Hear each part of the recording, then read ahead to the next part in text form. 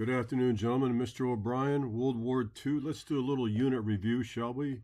Winners and losers from the First World War. Gentlemen, most people called the First World War the Great War, and it was absolutely impossible to believe in your farthest stretch of the imagination that there could ever be another war like this.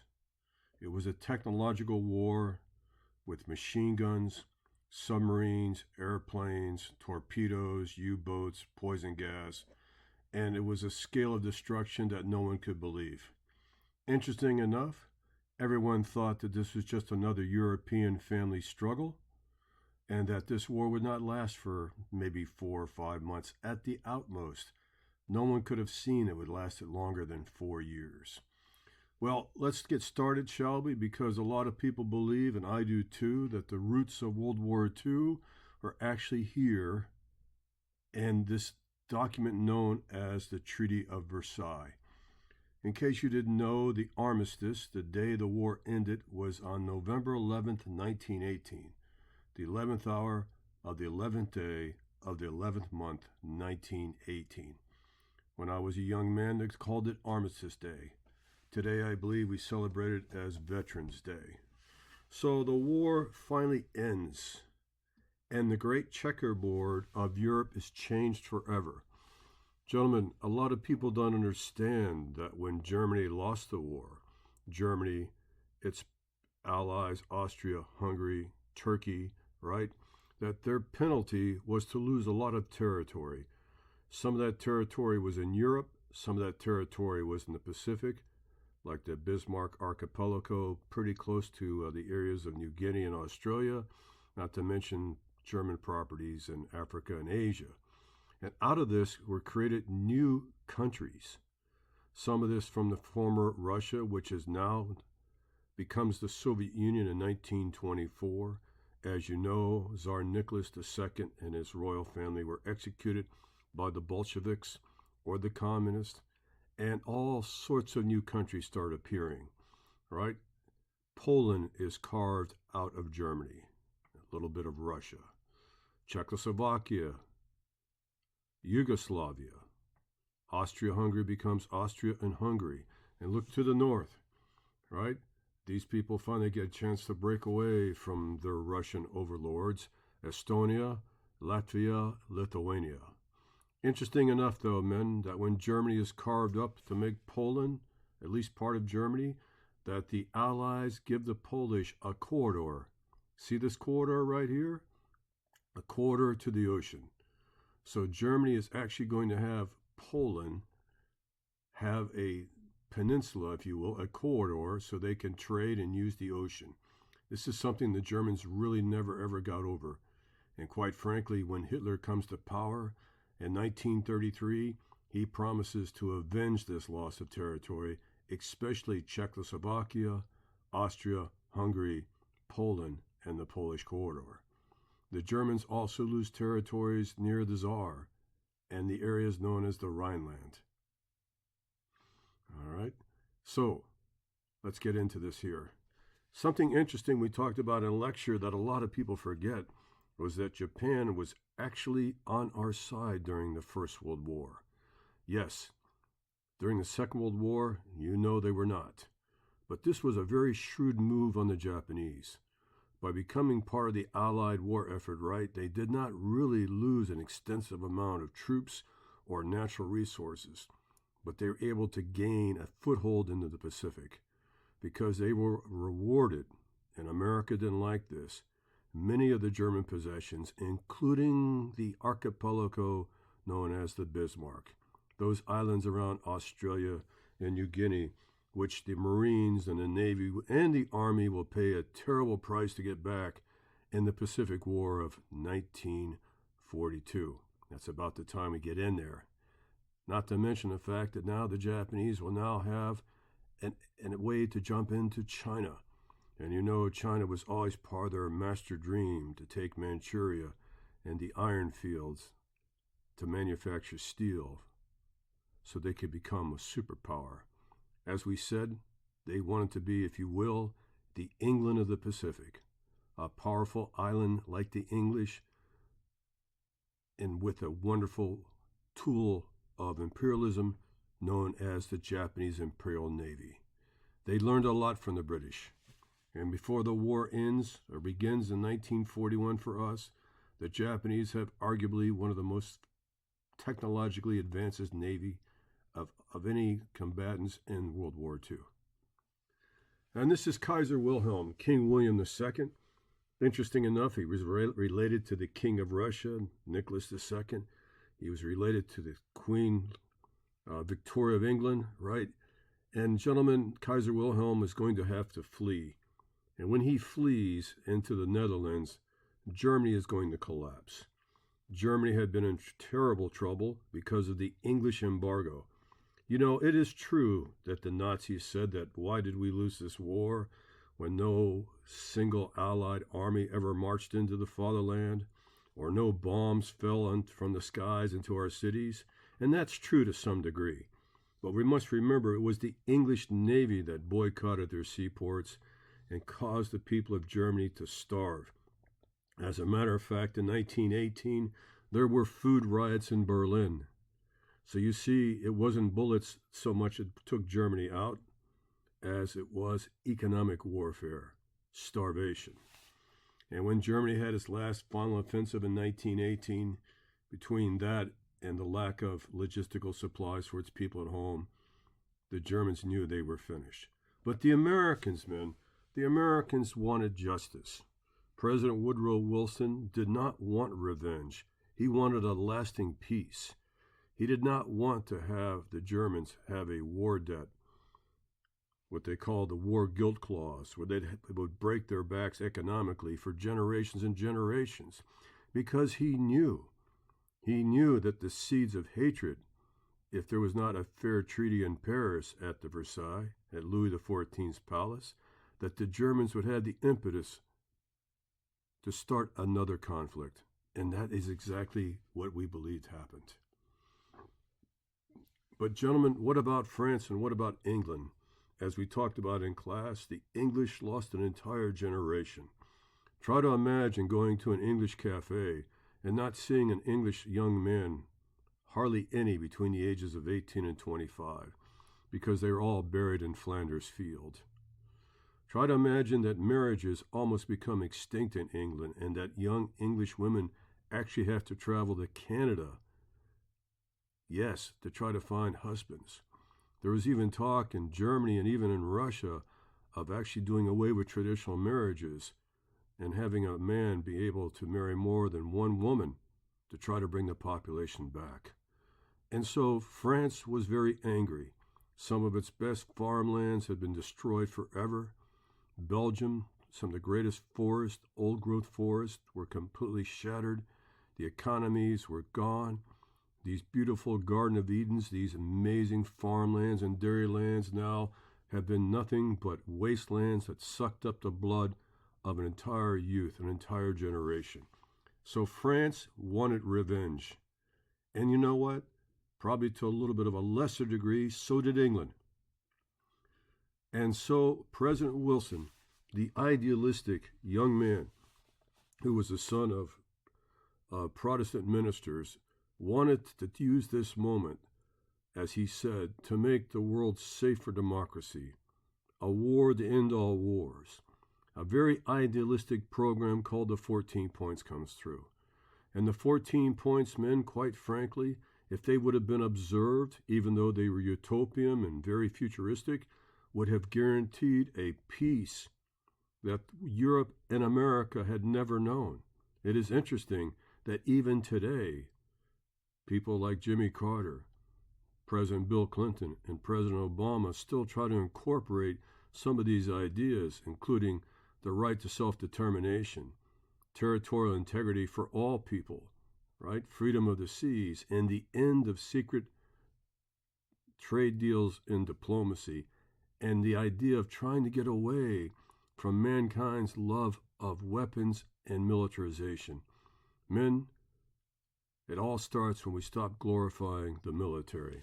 But it was too futuristic, and poor President Wilson will not see his dream come to fruition. As a matter of fact, men, the Big Four are going to be and meet at the Garden of Versailles.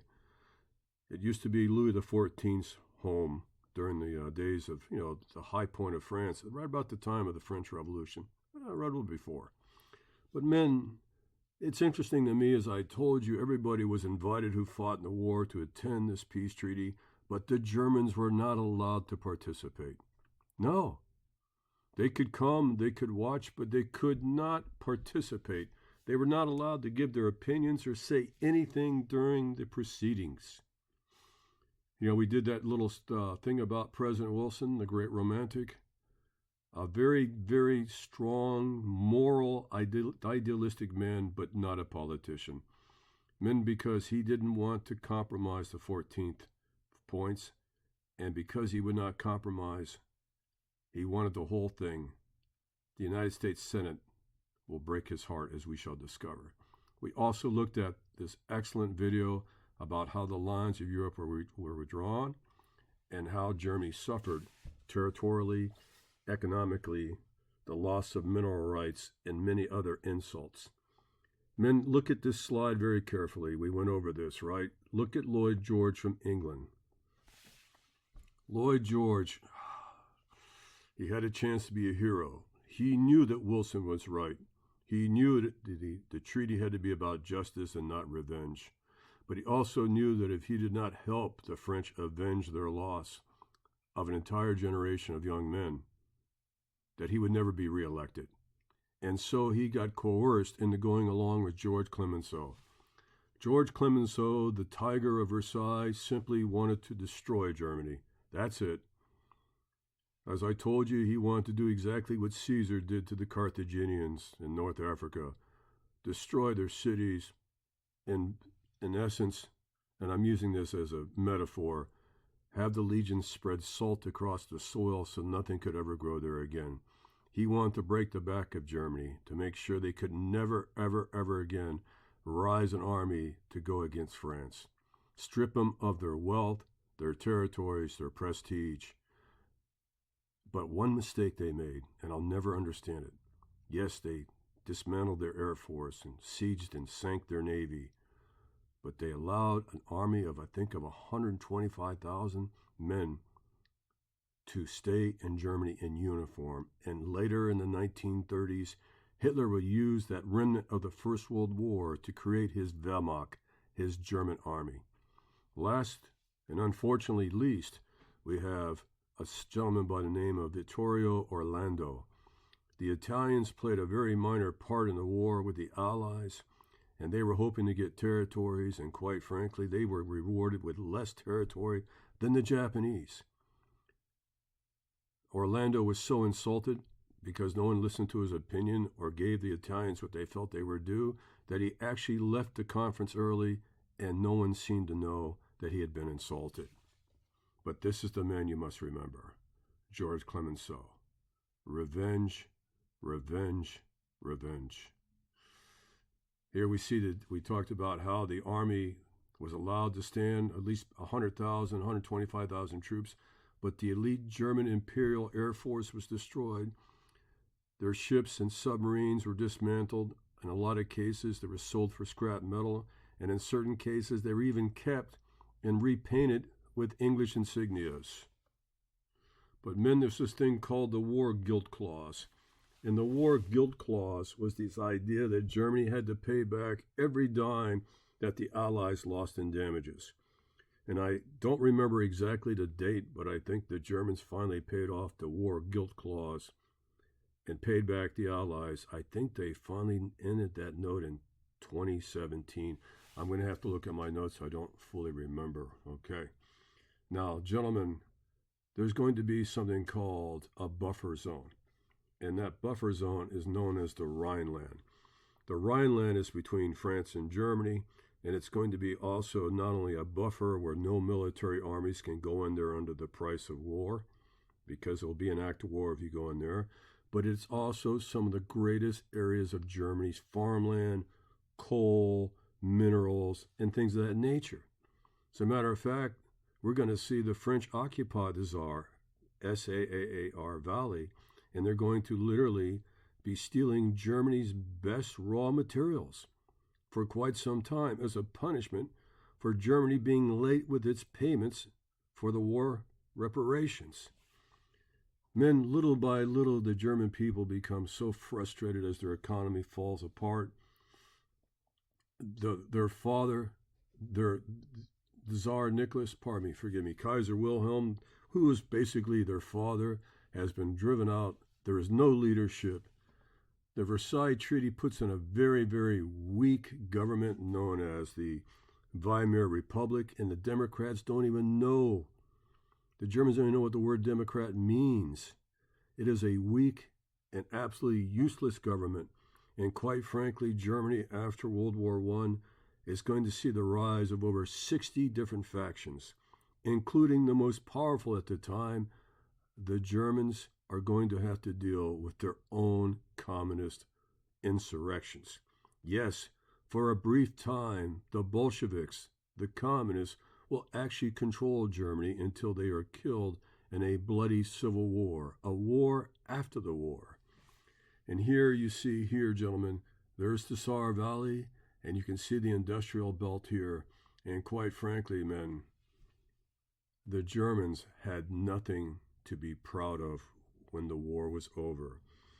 That seething hatred is going to put the seeds in the ground for a very, very small group of socially disfranchised ex-soldiers, workers, drunks, idealists in a city called Munich, known as the Nationalist Socialist Workers' Party. That's going to be the Nazi Party. Men, I don't even think the original Nazi Party even had 50 members. They were small and insignificant. But Hitler, who once was sent to spy on him by the army, to spy on the Nazis, is actually going to be enthralled by them, become a member, and take over, and use this opportunity to what he told the German people, to avenge the Versailles Treaty and to have justice against what he called the November criminals. The November criminals were those government officials that cooperated with the Allies, who wanted to end the war when they felt it was premature, who actually scapegoated Jewish industrialists and bankers, spreading the rumors that they had taken their money and fled from Germany before the war ended after making millions off the war effort. Some of this was true, most of this was false, but the Germans are going to use anger, and the Nazis will profit from this anger to rise from obscurity to becoming one of the leading rightist party of post-World War I Germany. You know, there was no international police force, and poor Wilson tried his damnedest. He traveled across the United States trying to get the American people to buy into the idea of internationalism, the League of Nations, a police force that could prevent any future wars like this horrible war that took over 125,000 American lives. But you know, men, this is the beginning of isolationism. America's had enough with internationalism. We want to basically use the Atlantic Ocean and the Pacific Ocean as a barrier to protect us from this experience that we just went through. Gentlemen, in a little note, you might remember I told you that a lot of soldiers came home with a condition called shell shock. We had no psychological doctors who'd ever dealt with this before. The Army didn't know what to do about it. Many stories have been written about young men coming home with no visible wounds, but their brains are broken. Their minds have snapped. They've seen so much horror and gore that they can no longer function as normal human beings. During the Second World War, we called that condition the 1,000-yard stare, because the young men inflicted by it simply just stared out into the horizon unblinkingly for hours. They were there, but they weren't there. Some of the soldiers who came back from World War I were unemployable.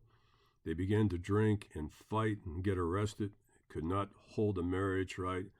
It was psychologically one of the most damaging things is the wounds to a soldier's mind. We also talked about the fact that in Iran and Afghanistan, there was a time, and it's a terrible fact, when more Americans were dying from suicide than dying from bullets from Islamic insurgents. We also talked about, excuse me, there it is, the Weimar Republic. Remember, the W is pronounced like a V, a very politically weak democratic experiment, which just basically fell on its face. You know, men, when the economy falls apart in the United States in 1929 and the stock market crashes, it's going to be 10 times worse in Germany. And Hitler will use that unemployment, that absolute desperation, to preach a new gospel of hate. But he's very clever in how he does it, because he begins to preach the idea of Germany for Germans. I will get rid of all the refugees. I will get rid of the immigrants. I will build a new Germany, a proud Germany, and I will make sure that Germany lasts for 1,000 years. I will build a Third Reich. Yes, the First Reich was the Holy Roman Empire. The Second Reich was Frederick the Great, and the Nazis will be the Third Reich. I will make you proud to be German again, Aryan, pure, strong, and chosen. We talked about Article 10 and how Article 10 was basically the idea that we had to guarantee the safety and sovereignty of all the members of the League of Nations. And quite frankly, gentlemen, we were sick of war. And Henry Cabot Lodge is going to be the man who lead the Republicans to end Wilson's dream, a dream that poor President Wilson took so hard when it was defeated that it may actually have given him a stroke. And when he died, gentlemen, as we talked about earlier, it is a possibility, a distinct possibility, that Mrs. Wilson, his second wife, actually was secretly the president. I wouldn't go to court with that, but a lot of historians that study it believe that Mrs. Wilson was running the government while President Wilson was incapacitated with this horrible cerebral stroke. And when he finally passed, right, the dreams of idealism, the dreams of a perfect world, the dreams of an international court, the dreams of a League of Nations, the dream of outlawing war forever, unfortunately died with him. And we talked about Wilson against the Senate. This is a great video if you get a chance to revisit it. The actual speech that was given by Senator Lodge against the League of Nations. And look at this cartoon here, men. This is perfect. The keystone is the United States. Men, without the United States, the bridge here for the League of Nations cannot be constructed. And Adolf Hitler and the Nazis could not be more happy to learn that the United States was now beginning to shrink like a turtle, sticking its legs and arms and its head into its shell, into the idea of isolationism. Let's just worry about American affairs and let Europe take care of Europe. Hitler couldn't be happier to see that the Americans were not going to get involved in European affairs anytime in the near future, which will enable him to do exactly what he wants to do, to build the Third Reich at the cost of Europe, and especially Poland and the Soviet Union. All right, guys. Remember, if you have any questions about this at all, please feel free to email me. I'll get back to you. I love discussing this stuff, and the test will be coming up, and I will keep you informed about any developments. I hope you have a wonderful day, and remember, this is Mr. O'Brien saying, hey, you know, I really think that World War II could have been prevented by the League of Nations. Hey, argue with me. Tell me I'm wrong. I love to talk to you guys. Okay, man.